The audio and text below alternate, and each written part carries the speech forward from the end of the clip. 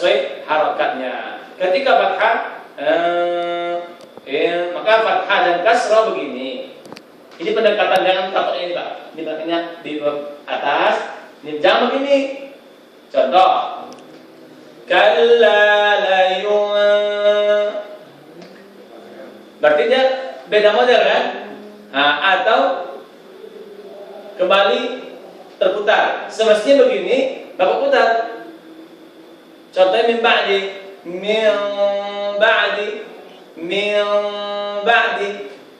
Terbalik dia Pak. Nah, ini yang perlu diserasikan antara mana yang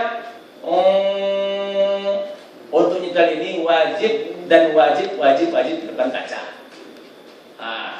Dan Bapak praktekkan seperti Bapak semangat di lokal ini. Ya, kalau enggak selama-lamanya enggak akan ini dia. Mungkin di lokal bisa atau di tegur bisa, tapi ketika Bapak sendiri, apalagi kalau kita di rumah kan susah tasnya kurang, maka dia akan cenderung tidak terlaksana untuk ini. Alhamdulillah semua kita yang hadir semuanya membuka. Cuma beda-beda, ada yang menggambak, ada tidak. Baik, ulang sekali lagi ayat ini ya, supaya kita bisa melanjutkan latihan kita insyaallah. 1, 2, 3, kalla. Kalla la yunbadanna fil hutamah. Ya, masih ada yang belum mempraktikkannya secara baik. Ya, nanti ya kita coba melihat orang yang membaca seperti itu. Sekali lagi, baru satu juga orangnya. 1, 2, 3. Kalla la yunbadanna fil hutamah. Ya, ini untuk kemaslahatan Pak Zakris. Paham Bapak yang saya bilang? Itu kurang paham. Nah, paham nggak? Nah, Dia betul ya. paham nggak dengan teori tadi yang saya bilang tadi? Karena praktek itu dari ilmu asalnya. Terus terang aja dalam masalah. Inilah belajar. Kalau paham, nanti kita akan masuk kepada prakteknya. Kalau kurang, saya ingin terangkan lagi khusus untuk Pak Zakris. Paham Bapak yang saya bilang tadi? Masih Baik, supaya jelas ini, apa yang Bapak pahami sekarang? Coba. Dari nun mati ketemu ba, mim mati ketemu ba, tanwin ketemu ba. Apa yang Bapak pahami dari keterangan saya tadi? kalau yang ini khususnya ini, kalau untuk saya tuh bulat dulu baru melebar gitu. Itu Bapak pahami? Ya, itu baik. Atau kalau yang lain nanti, kalau yang I atau A, Ya. itu kan melebar aja. Iya, baik. Ya. Berarti saya bertanya, ada saya menerangkan seperti tadi? Tidak. Ada Pak? Tidak. Berarti sanadnya kan keliru. Kalau hadisnya itu Pak, itu namanya kalau Bapak ini hadis matrukul hadis namanya. Dibukan hadisnya. Kenapa? Antara Bapak dengan yang mengatakan tidak ada jarak. Itu dijamin dalam hadis, itu hadis dari Bapak itu lemah. Kenapa? Karena tanpa jarak saja Bapak berbeda cara memaknakan atau merawikan hadisnya. Ini enggak masalah sebenarnya. Begitulah derajat hadis itu. Kadang sami'tu, saya mendengar, haddatsana, diceritakan kepada kami, amba'ana. Tetapi bertabrakan dengan hadis yang lain, sama-sama mendengar. Contoh, kita sekarang perawi hadis tentang la yumbadanna ini. 7.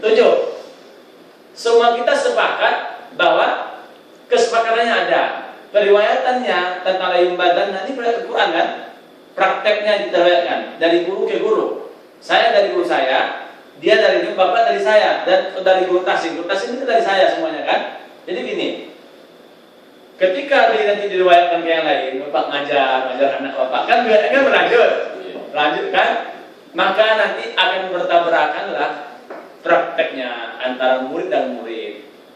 Maka nanti bertabrakan murid Pak Fajar, Pak Roni, Pak Ilham, Pak Rijal ya, Pak Yondra, Pak Didi, bertabrakan, terjadilah khilaf, terjadilah perselisihan.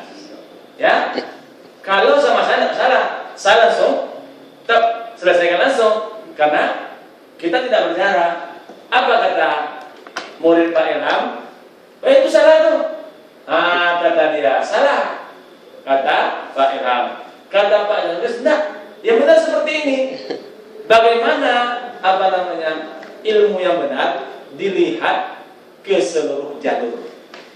Dilihat siapa saja yang mendengar hadis tadi.